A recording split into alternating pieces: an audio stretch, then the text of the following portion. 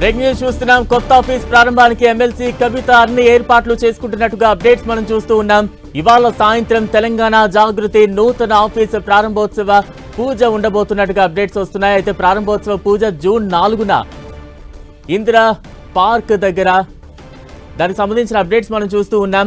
ఇవాళ సాయంత్రం తెలంగాణ జాగృతి నూతన ఆఫీసు ప్రారంభోత్సవ పూజ ఉండనట్టుగా అప్డేట్స్ మనం చూస్తూ ఉన్నాం. కొత్త ఆఫీస్ ప్రారంభానికి ఎమ్మెల్సీ కవిత అన్ని ఏర్పాట్లు చేస్తూ ఉన్నారు. జూన్ 4న ఇందిరా పార్క్ దగ్గర ధర్నాకు పిలుపునిచ్చారు ఎమ్మెల్సీ కవిత. కొత్త ఆఫీస్ ప్రారంభానికైతే ఎమ్మెల్సీ కవిత అన్ని ఏర్పాట్లు చేస్తున్నట్టుగా బ్రేకింగ్ న్యూస్ మనం చూస్తూ ఉన్నాం. ఒక బిగ్ బ్రేక్ న్యూస్ అని చెప్పాలి.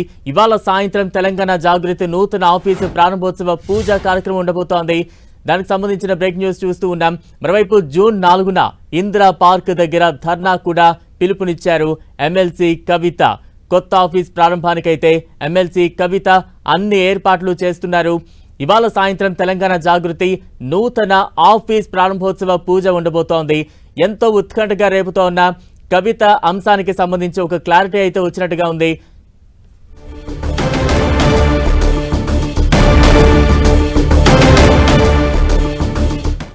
ఇక కొత్త ఆఫీస్ ప్రారంభానికి ఎమ్మెల్సీ కవిత అన్ని ఏర్పాట్లు చేస్తున్నట్టు తెలుస్తోంది. తాజా అప్డేట్స్ అందించేందుకు మా ప్రతినిధి అజయ్ సిద్ధంగా ఉన్నారు. అజయ్,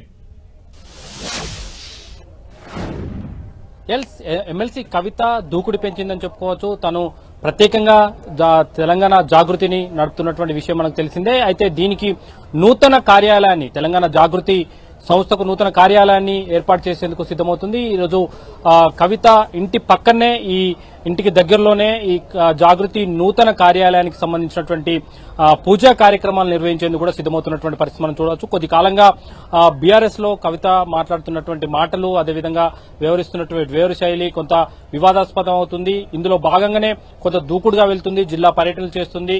అయితే ఇప్పుడు నూతన జాగృతి కార్యాలయం ఏర్పాటు చేయడం అనేది మరింత చర్చకు దారితీసినటువంటి పరిస్థితి మనకు కనబడుతుంది. అయితే నూతన జాగృతి కార్యాలయం ద్వారా జాగృతి కార్యక్రమాలను విస్తరించడం, సమాంతరంగా బీఆర్ఎస్ తో పాటు కార్యక్రమాలు నిర్వహించేందుకు కూడా సిద్దమవుతున్నటువంటి పరిస్థితి కనబడుతుంది. ఇందులో భాగంగా 4వ తేదీన ఆమె ఇందిరా పార్క్ వద్ద కూడా ధర్నాకు సిద్దమవుతున్నటువంటి పరిస్థితి కనబడుతుంది.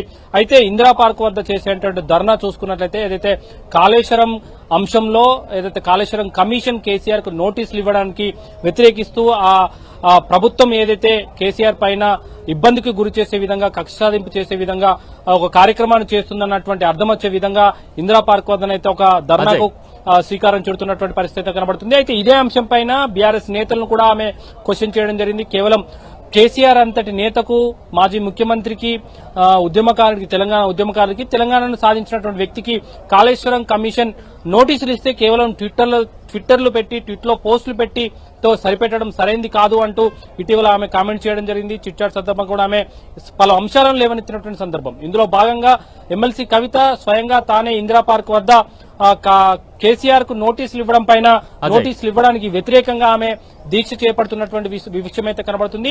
అయితే కవిత వ్యవహార శైలి రోజు రోజుకు బీఆర్ఎస్ లో వివాదాస్పదంగా మారుతుందని చెప్పుకోవచ్చు. ఆమె ఎక్కడికి వెళ్లినా కూడా అక్కడ ప్రోటోకాల్ పాటించడం లేదన్న చర్చ కూడా జరుగుతుంది. నిన్న ఇటు కరీంనగర్, అదేవిధంగా రామగుండం, మంచిర్యాలలో ఆమె పర్యటించినటువంటి పరిస్థితి. ఈ సందర్భంగా అక్కడ స్థానికంగా నేతలు ఏర్పాటు చేసినటువంటి ఫ్లెక్సీల్లో కేటీఆర్ ఫోటో లేకుండానే ఫ్లెక్సీలు ఏర్పాటు చేశారంటూ కూడా ఒక చర్చ అయితే జరిగినటువంటి సందర్భం.